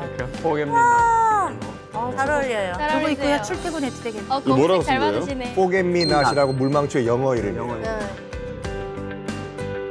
그러니까 이게 잊지 말자라는 의미입니다. 혹시라도 이 주변에서 같이 이렇게 속에다가도 입으면서 이 옷 보면은 물망초 이 그리움에 대한 이야기구나. 우리 또 이 잊지 말아야 될 납북자 문제라든가 여러 가지 전사자분들 뭐 이렇게 유해 문제라든가 이런 문제 절대 잊지 말아야겠다라는 생각을 해봅니다. 자, 오늘 북한 이탈 주민의 날 때문에 더욱더 이 북에 있는 가족들이 좀 생각이 많이 날 것 같습니다. 어떤 곡이 어울릴까요? 장관님께서 지금 물망초의 그 꽃말까지 이야기를 해주셨습니다. 비지스의 곡 중에서요, 기억하는 걸 잊지 마십시오. 라고 하는 Don't Forget to Remember Me라는 곡. 물망초 드시나요? Don't forget. 네, 맞습니다. 우리가 이제 국가나 사회 커다란 사건이 있을 때마다 즐겨 등장하는 이야기가 있죠. 잊지 않겠습니다. 기억하겠습니다. 라고 이야기하는데, 그렇다면 대한민국이 건국된 이후에 가장 큰 사건은 무엇이었을까요? 그것은 아마도 6.25 전쟁이었고 분단이 아니었을까 하는 생각을 해요. 북쪽에 있는 우리가 같은 언어를 쓰는 2,500만에 대해서 너무 쉽게 잊어버리고 사는 게 아닌가 하는 생각이 들어서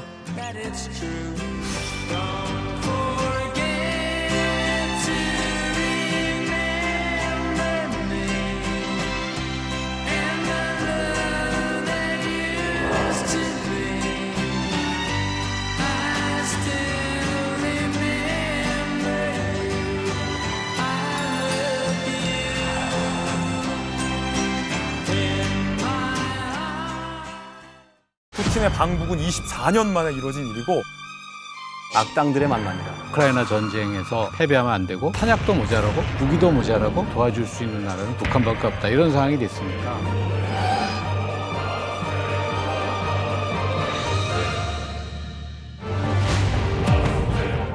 포괄적인 전략 동반자 협정을 맺었거든요. 침략을 받는 경우에 지체 없이 군사적 지원을 제공한다. 우리나라가 핵무장을 운동해야 하느냐 마느냐의 담론이 이루어지고 있거든요. 한미연합군하고 분노연합군하고 전쟁이라도 나게 되면은 그야말로 이거는 완전히 3차 대전의 스케일이잖아요. 즐겨봐 너의 세상 플레이 더 넥스트 채널 A.